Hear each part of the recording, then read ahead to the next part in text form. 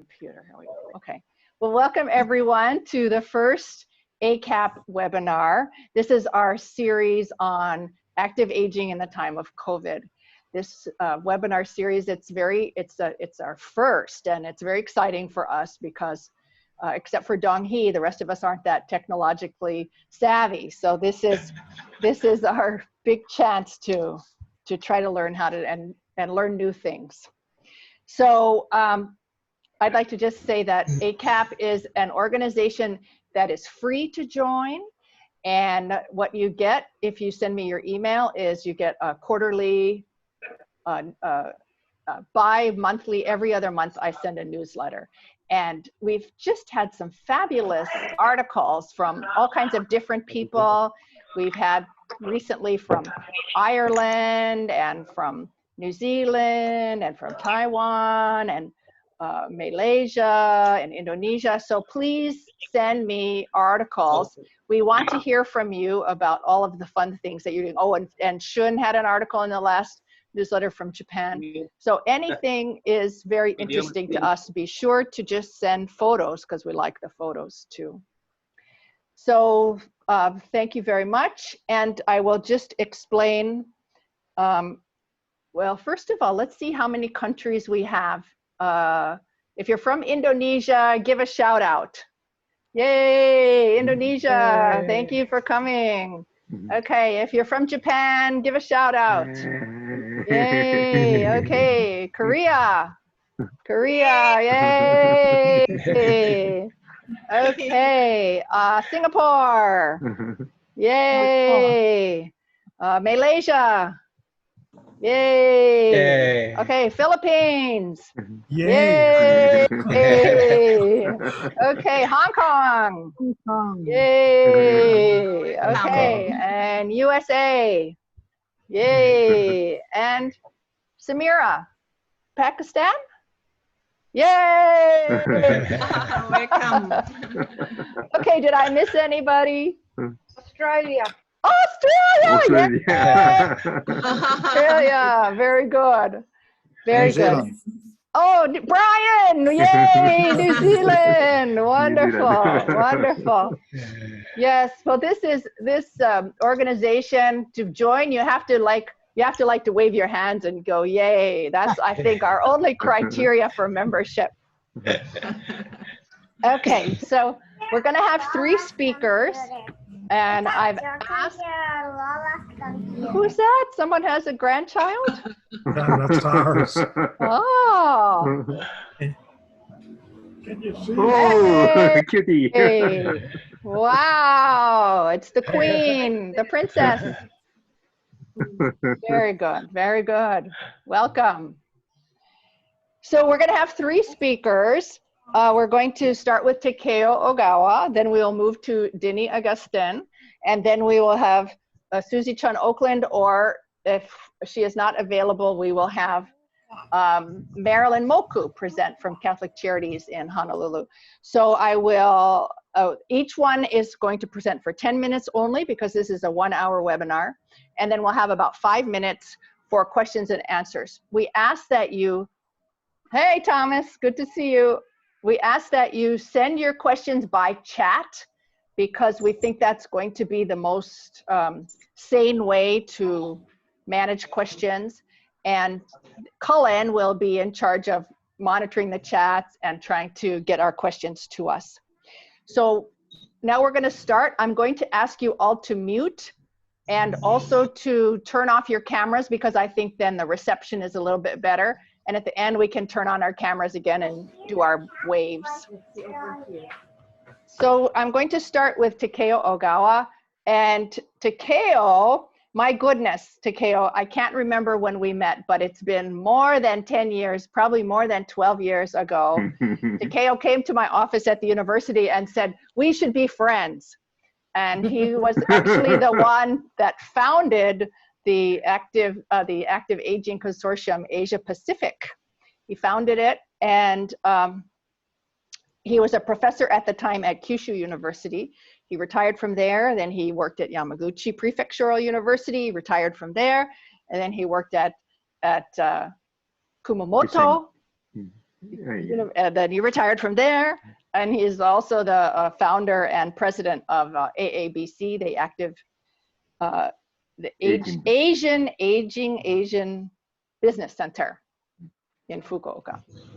So he's going to speak to us and for 10 minutes, and I'm going to do your slides for you, Takeo. So let me share my screen and get your slides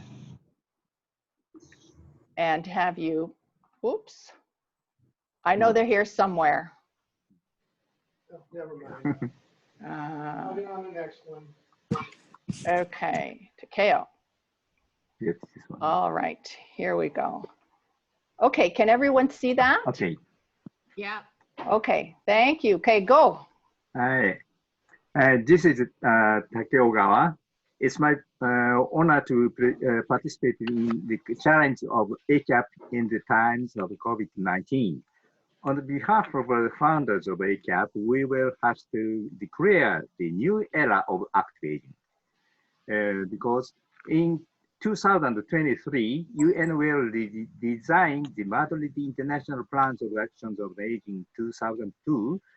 Until then, we will discuss the new normal life for all the persons with other generations. Under the miserable COVID-19 pandemics, we should discover the resilience of the human beings. All the persons are not only victims, but also survivors in this era. How can we be survivors? How can our society support new challenges? Next, please. I think there are four. Oh, there. Not change? Oh, okay. Yeah. I think there are 4 types of public health policies. Policy 1 is waiting herd immunity. Sweden, Brazil adopted. It emphasized the natural selecting process, but it causes for all the persons, poor classes, and foreigners to be control of social triage. Policy 2 is the lockdown measures. China, Italy, France, US, India, Malaysia, Indonesia, and more countries adopt this policy. Such as the traditional public policy might deal all the person to be left behind in the segregated places, hospitals, nursing homes, or sometimes streets. Policy 3 is focusing on behavioral change. Japan adopted this way. The infection is dealt with the self-control with avoiding 3 C's: closed spaces, crowded places, and close contacts. However, all the persons lost physical, mental, and social well-beings under this lifestyle. Policy 4 is an intensive examination. Korea, Taiwan, and Germany adopted it. This is most effective way for controlling infections. In spite of the effective policy, the intensive examination reveals all the persons with underlying disease are vulnerable and risky in group infections. Next, please. The Japanese government has set up a committee to combat COVID-19 by infection disease experts. The committee proposed the public audience avoidance of 3 C's and taking social distancing for preventing overshooting of pandemic. If more than 70% of the population takes self-control, the peak of infection will be able to be controlled lower. By doing so, the country will be able to avoid a medical collapse.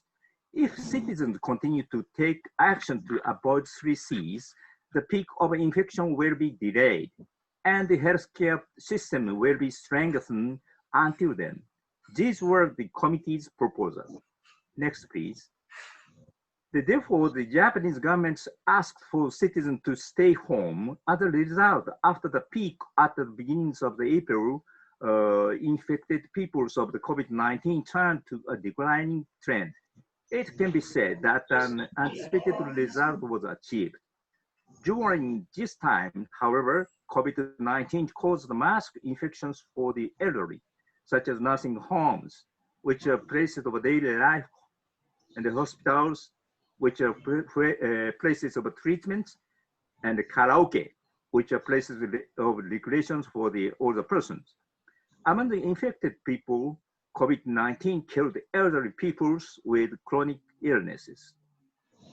Now the requests for the self-restraint has been lifted and the economic activity is returning. However, there are elderly people who have been unable to act as they have done in the past because of social distancing.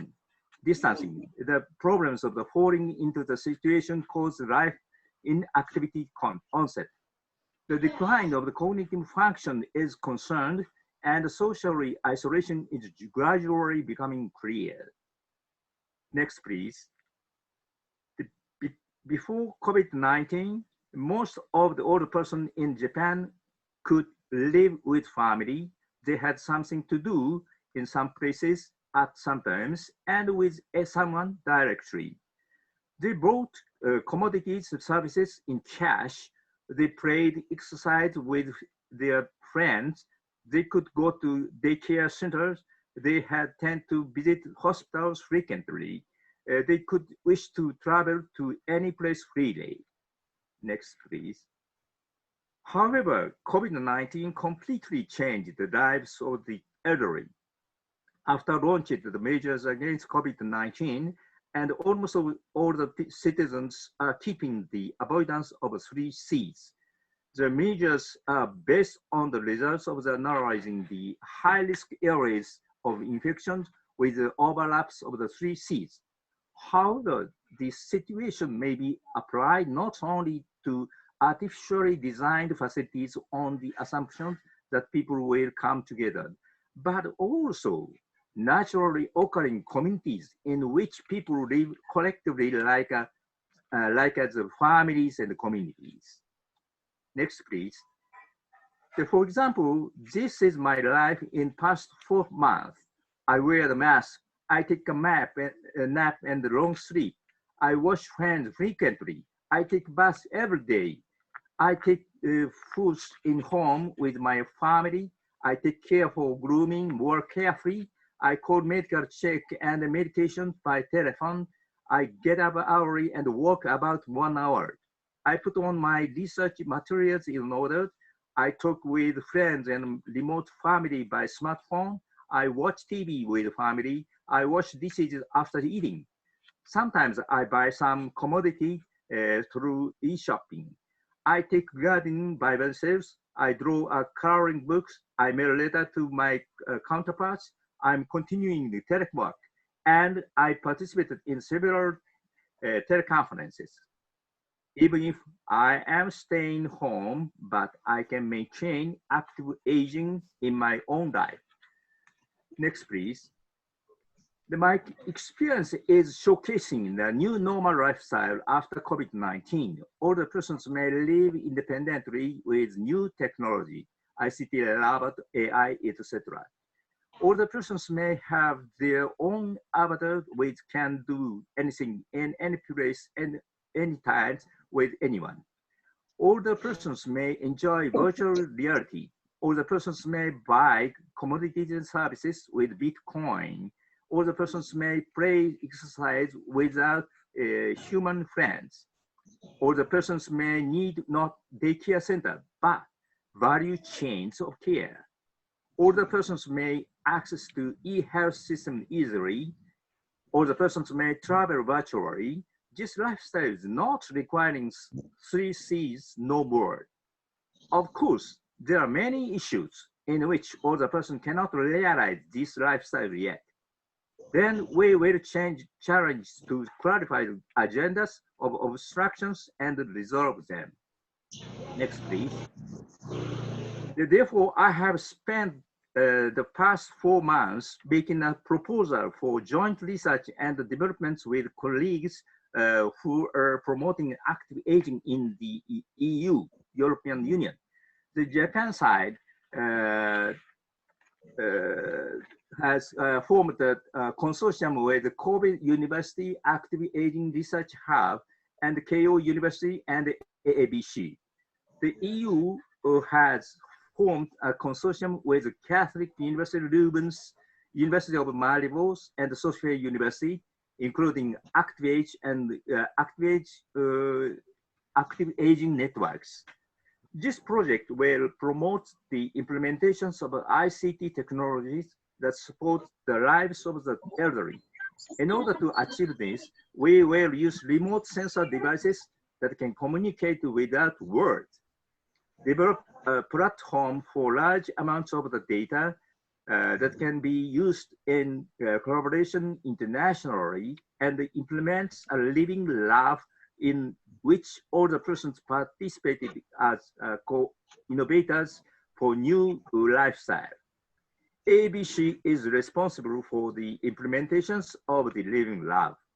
Next, please. This is one trial for me to establish new active aging beyond COVID-19. I hope our project will be adopted by Japanese governments and EU committees. In this time, we are focusing on the smart living environments for the aging peoples. Correspondingly, in Fukuoka City, many corporations are trying incubations, new business projects for establishing new normal lifestyle beyond COVID-19. We wish to share this mission with you, ACAP colleagues. Thank you for your attention. Oh, this is the final one. Okay. Okay, thank you very much, Takeo. So, Cullen, do we have any chats? Do we have any questions by the chats? There's no questions right offhand, just some comments about the fact that fear of COVID amongst older people has been a big challenge, despite all the measures that have been taken. So no comment, no questions so far. Yeah, I think there's one question here that says, are you willing to share your slides with the people on the call? Are you willing to share your slides? Takeo? Yes? Okay. Catherine, there's one question about the fact that Japan seems to be mysteriously low as far as infection and death rate is concerned. And so there's that question, and we're wondering whether it is due to the quality of lifestyle or quality of healthcare. Yeah, in Japan, all the persons can enjoy the good universal pension system and the universal health coverage. And we have no such kind of afraid. But it needs, we must maintain our new lifestyle. And then national governments require the new normal lifestyles. It's an avoidance of the 3 C's. Don't go to the closed places, and don't go to the crowded places, and don't continue the close contact. This is a very important thing. This COVID-19 is a very dangerous virus in 3 C's areas. Then we control this one. Yes. Okay, there's another question. Yes, another question from Shun to everyone. I think that many old Japanese persons are living without new technology. Any comments on this? Yeah, this is a big problems, and maybe comparing with the Korean society, our Japanese society is a very delayed of ICT technologies evolutions. And now many people learn these kind of new technologies, but still there is a very severe digital division. And then we should make effort to promote, to get knowledges and literacies of informatics and robotics for the older persons. This is a big challenge, I think. One more question that came up has to do with how does Japan avoid infections in nursing homes? Yes, and this is a very big issues. And I heard the many cases. The staffs of the nursing homes making the effort to prevent infections. This is a very good trainings for the workers. In Japan, a certified care worker system is established. This is not a nurse, but it's a quality is of almost the same trainings as nurses. And the certified care workers and the nurses making collaborative work to control the hygiene systems in the nursing homes very effectively. This is a very small numbers of nursing homes getting severe situations, but almost all the nursing homes are safe in this era. Yeah, this is a Japanese successful effort, I think. Okay. Now, there's a number of questions that are coming up, Catherine. Should I go ahead and? Well, I think let's move on to our next speaker, but please, Takeo, look at these questions that are coming up on the chat, okay, and then see if you can write some answers. Yeah, so yes, they're very interesting questions. We also had a question about maybe having a fourth webinar so that we could hear from Pakistan, Malaysia, Philippines, Australia. There's many people that we haven't heard from that are not planned yet for our webinar. So that was another question. But let's move on right now and go to our next speaker, who is Dini Agustin. So Dini also is a long-time member of ACAP and also has an affiliation with the Asian Aging Business Center in Japan with Takeo. And she is a lecturer and researcher with the Universitas Respati, Indonesia. And she will be speaking next. Hang on, I just need to let someone else in. And so I will be muting myself, sharing the screen. Well, maybe I should just share my screen and get the slides up next. See how that goes. Close. Oh dear. So I know I have slides here somewhere. Here they are. Okay. So we will hear next from Dini Agustin. Okay, Dini, go for it. Yeah, thank you very much, Catherine, for the introduction. On behalf of Universitas Respati Indonesia, I would like to appreciate our great appreciation to ACAP and to Professor Pribudi Raharjo, who was appointed me at the last minute to be a speaker in the ACAP Webinar Series 1. Okay, I would like to share our finding about the role and the KAP of the caregiver during the COVID pandemic. This is the quick survey at the 4 cities: Jakarta, Depok, Bandung, and Yogyakarta. Next slide, please. Yeah, as the COVID-19 outbreak requires social distancing and other measures to protect public health, the elderly caregiver have very important role in caring the elderly in the COVID-19 pandemic, since the elderly has comorbid condition and a reluctance of anxiety or stress. The purpose of this study was to find out the knowledge, attitude, and practice related to the COVID-19 among the caregivers of elderly who are vulnerable of caring the elderly who may suffer from complication of infection due to their age and comorbid condition, and also the role in caring the elderly. It is important to know that the knowledge, attitude, and practice of the caregiver about the COVID and the role in giving services to the elderly during the outbreaks.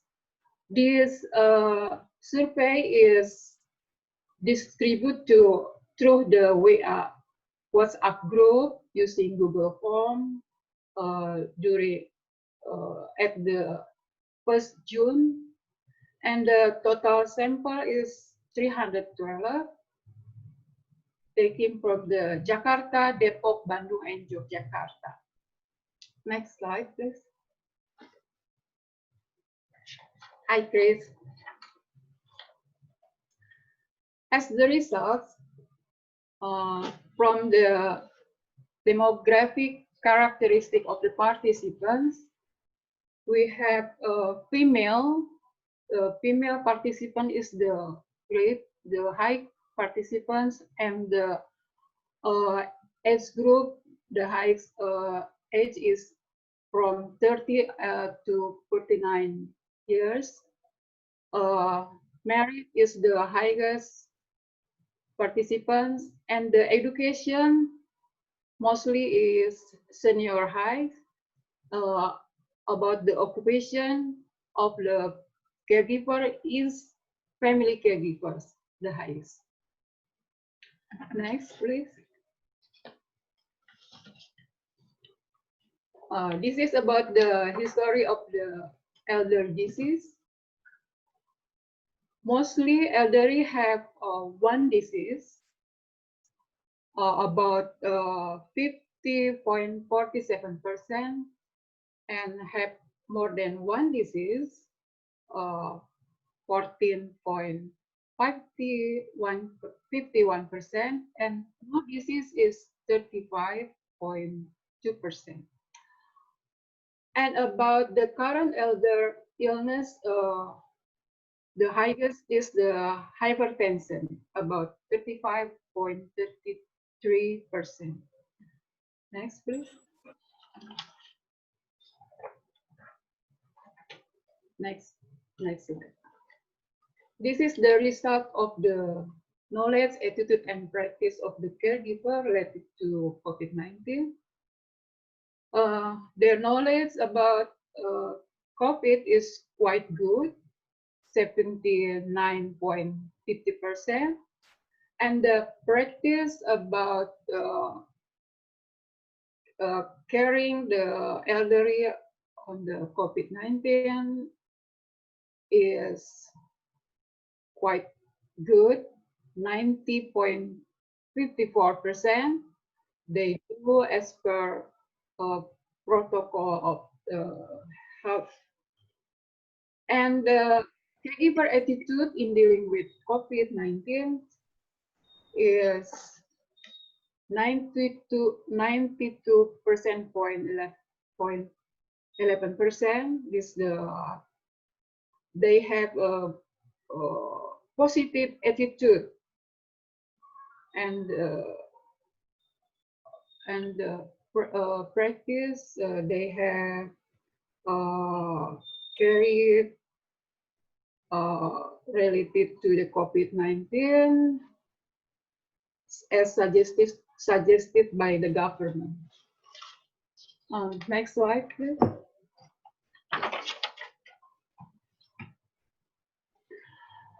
Now we will see the role of caregiver in caring the elderly in the COVID-19 pandemic. The results we can see in the figure 1. The caregiver is encouraged the elderly to remain active while they do physical distancing by exercise, do hobbies, or worship. The total score for the encourage the elderly is 84.54%. while they are trying to handle healthcare by not going to the hospital, if the illness is not too severe, is 64%, and about able to recommend the elderly to wear masks, wash hand before and after activities, and also physical distancing by stay at home. They score is 87.38%. The caregiver also keep the elderly from contracting virus COVID-19 by not visiting or visited by their grandchildren or other family or friend, and not going to the mall or etc. is the highest score, 98.42%. Next slide, please, Kathy. And the caregiver also have a good response to the role of government in handling COVID-19. About they are giving score 92.43% about the clear information on the COVID-19. And they respond also about the government can handle the COVID-19 is about 90.22%. Next slide, please.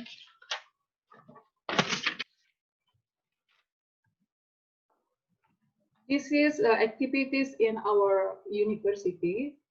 In addition to the COVID-19, our faculties, research center,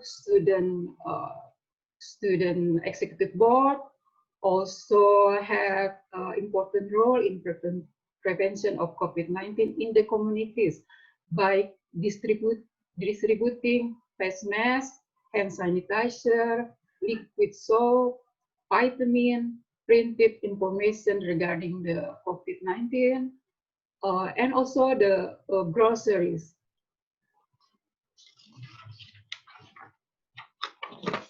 Next slide.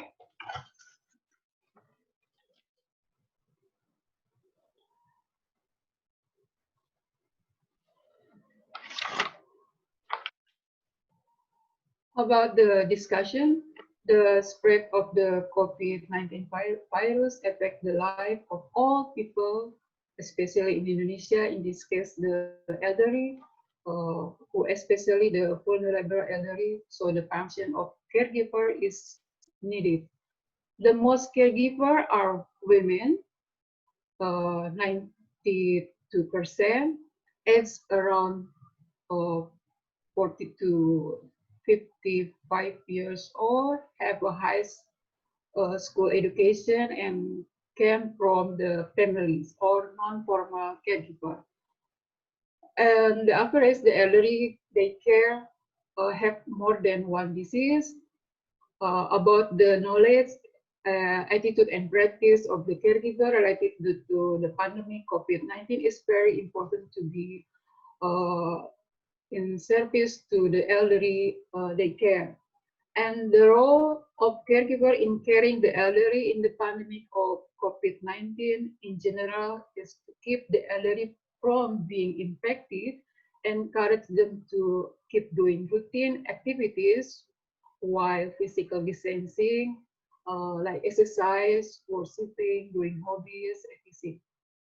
And also encouraging the elderly to implement the prevention protocol using mask, washing hand before and after activities, and keeping the distance, and try to handle the obstacle from contracting the COVID-19 by not going to the hospital if the illness is not too severe.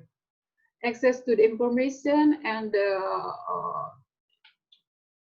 trust to the government was quite clear, that the government will ability to handle the COVID. As the conclusion, as Next slide, please. As the conclusion, the generally knowledge, attitude, and practice, and also the role of caregiver research survey related to the pandemic COVID-19 are quite good in providing quality assistance to the elderly. So the elderly still remain active while stay at home, but still need to provide more information and practice in providing services to the elderly caregiver related to COVID-19. Vulnerable elderly have more than one disease, and by providing training, caregivers can be better prepared to serve the elderly with various conditions, as well as to protect themselves in contracting COVID-19. This is the evidence base through quick survey we have done in June.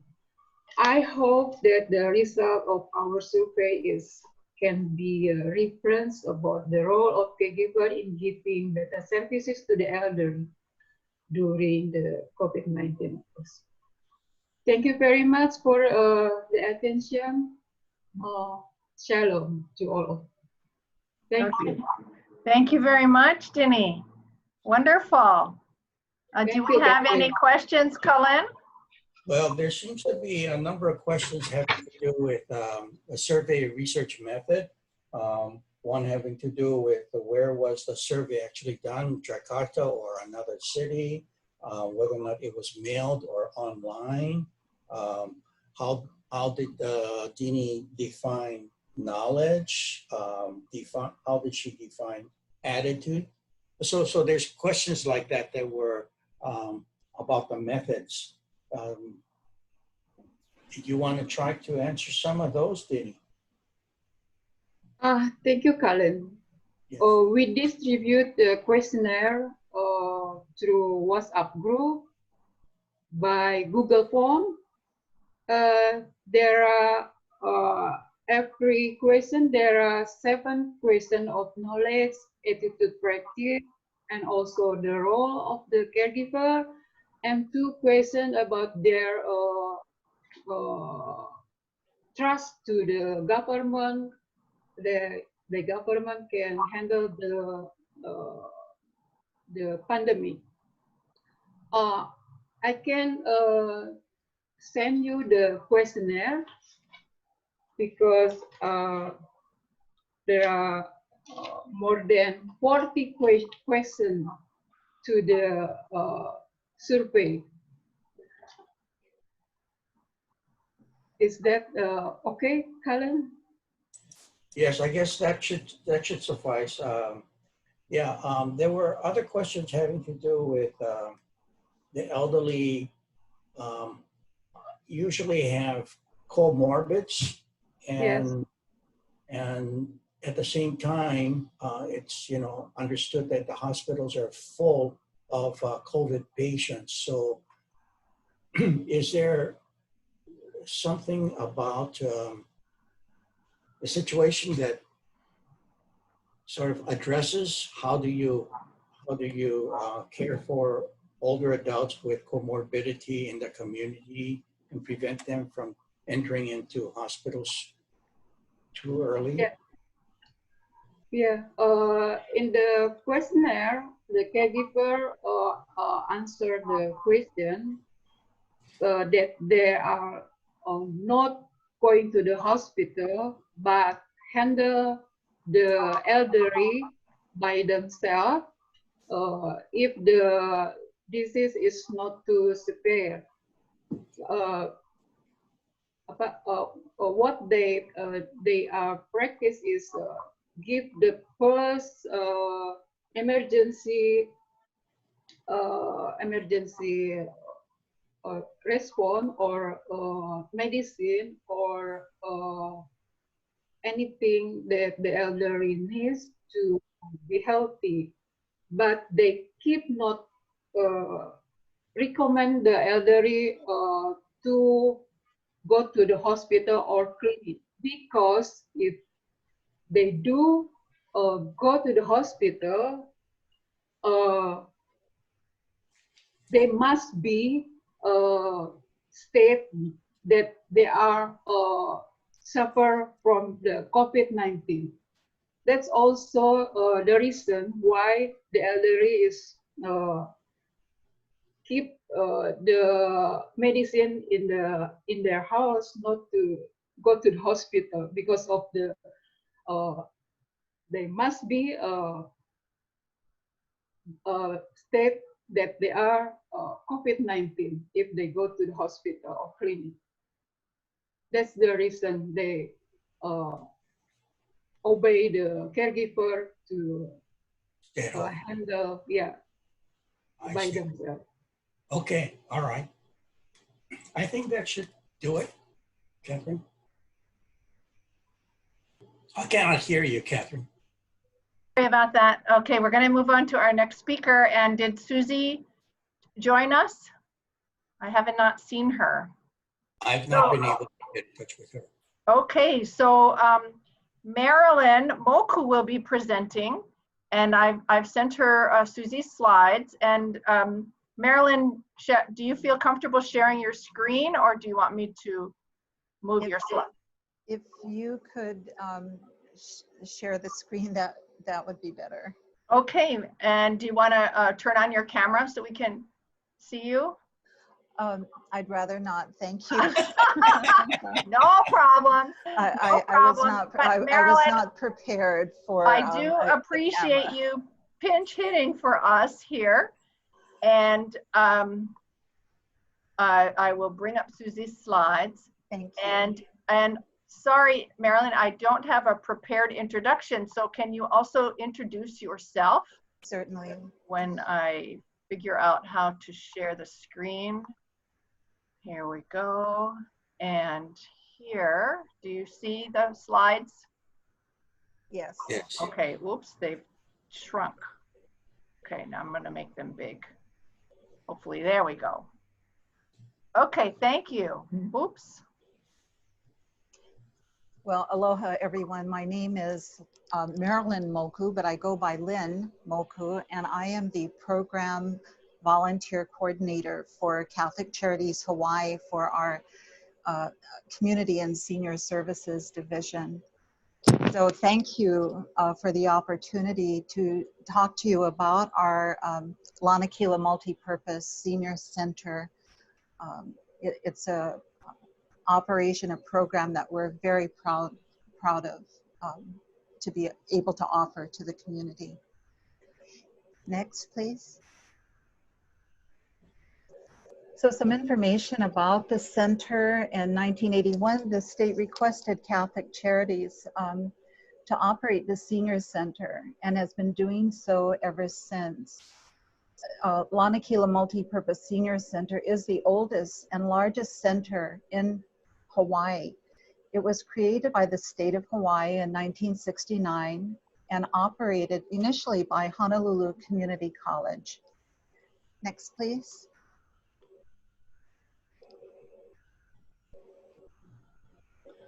So here you see some, just a few photos of classes and excursions. At the current time, we have over 1,600 members and offer a wide array of classes to promote health, physical exercise, recreation, volunteer service, and paraprofessional counseling. Until March 2020, when our senior center closed due to COVID-19 pandemic, we had 7 very active cultural club and 51 classes. Next, please.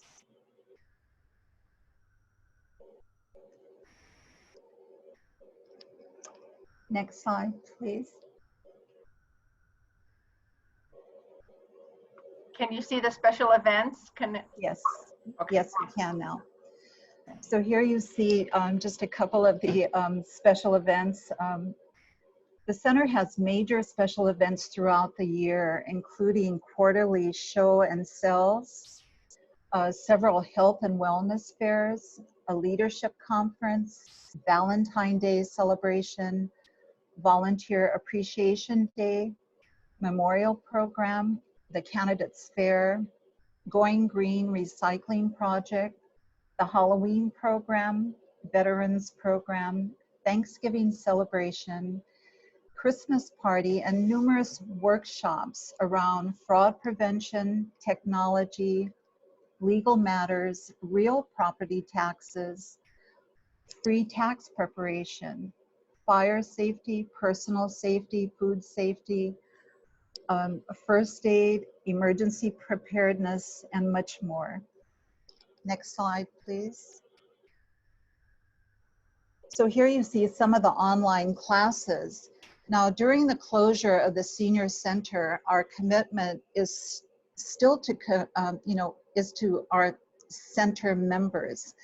We have made 6 robocalls to our entire membership to keep them abreast of the status of the Senior Center. Personal phone calls to each of our 1,600 plus center members to check on their well-being and connect them with the community resources if they needed any assistance.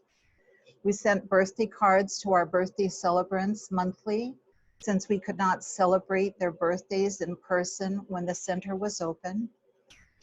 We offered a food box distribution to center members who were interested in receiving local meat boxes, and coordinated several service projects to help the greater community, including making face masks for seniors in the community and workers assisting the public, as well as lay to adorn the resting places of our veterans in the state of Hawaii. Next slide, please. Online efforts. Members electronically receive monthly newsletters. We've created several online classes, including the American Sign Language, basic ukulele, body and brain, yoga and Tai Chi, fusion, happy senior serenaders, harmony hula, stretch and tone. We have 2 types of Tai Chi, as well as a DVD for a Korean breathing exercise. We also have hosted several online presentations on brain health, fraud, personal safety, and legal matters. The seniors who have computer and smartphone capability are taking advantage of these free classes and are excited to be a part of it. Next slide. Here you'll see some of the volunteer service projects.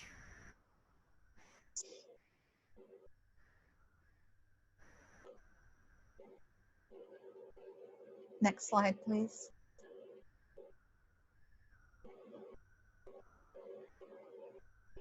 These are some of the service projects that they've made, and you'll notice the masks that their members have been sewing at home.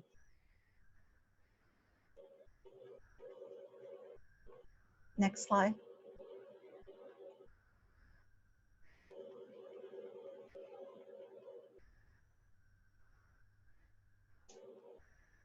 Do you see the one on visioning?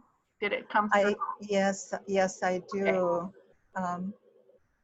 My slides are not advancing, I'm sorry. So the senior visioning process, I'm sorry I don't have information on this particular slide.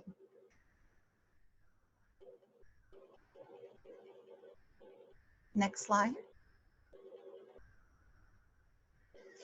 Just some of the photos from our seniors and their activities. So you can see just quite a few people. It's a really fantastic environment for our seniors. Next slide, please. It is a challenge to engage those who do not have technology to do online activities. So we're taking the time daily as staff to call members personally, 1 member at a time, to talk story and do our best to brighten the day of our seniors with a cheerful phone call. We are in the process of upgrading our senior center facility to practice social distancing, installing sneeze guards, and adding tents to our grounds so that we can fully offer open space for our seniors to enjoy the outdoors in a safe manner. We have already received thermometers to measure the temperatures of all those who come to the senior center before they enter the senior center. And our center members have made 500 reusable masks to give to seniors who come to our center. Generous donors have donated medical grade masks as well for our seniors to use should they forget their own.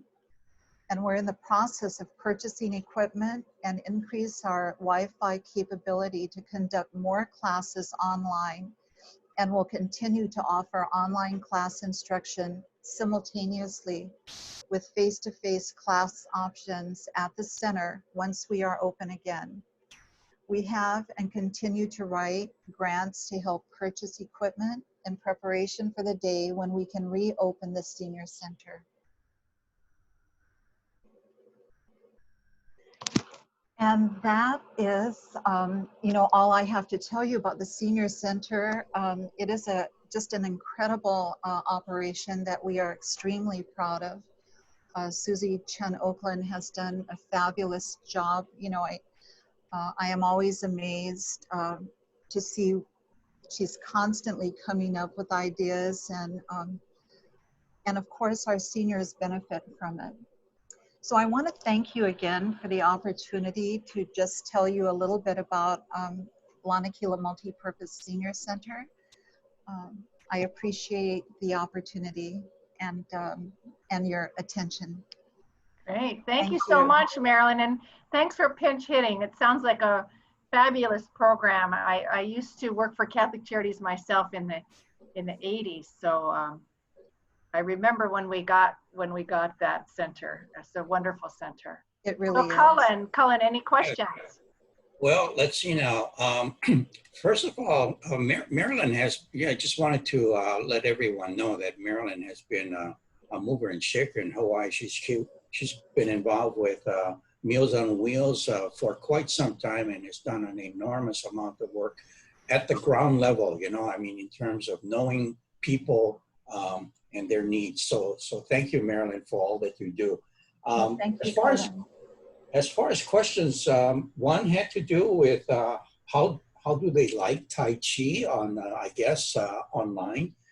There were questions about the use of the computer and tablets for those that do not have it. That seems to be an issue. You did somehow address some of that with telephone calls, but there was also this question about how do you teach those that still need some instructions, perhaps in Zoom. Would you like to kind of elaborate on that? I can't answer that question or those questions, the technology questions, because I don't know what Susie is doing in that area.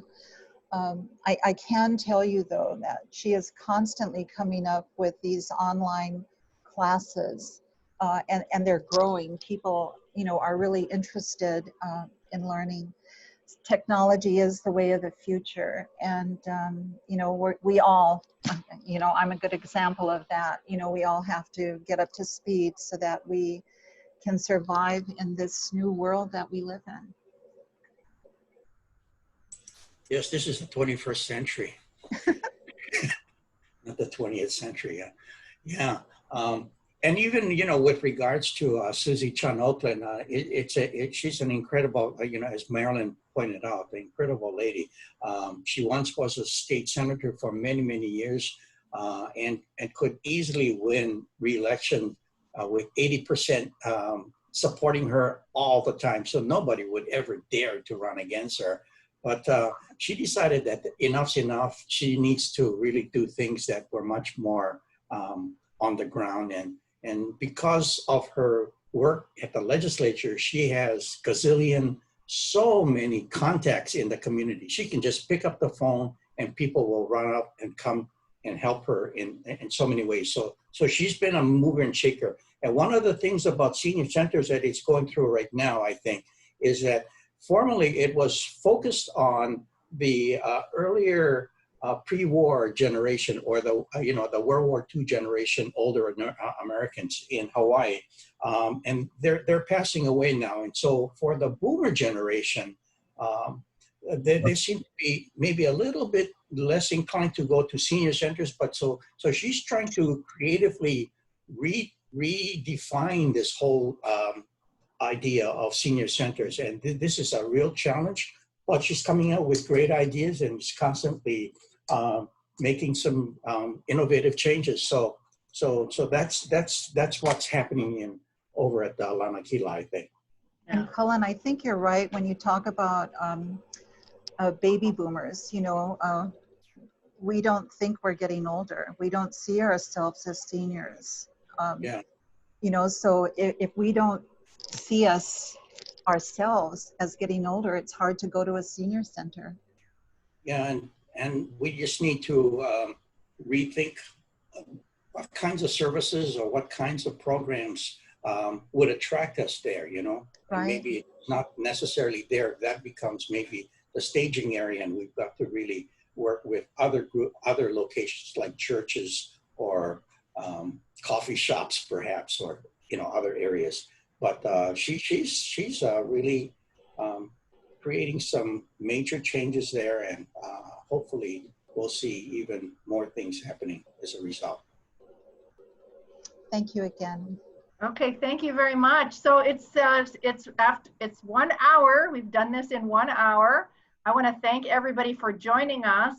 We will certainly ask the speakers if we can share their slides, and how should we do this? I guess I'll send the slides to everyone who registered. So if you can all turn on your mics. Hi, good to see you. This is an East-West Center grad right here.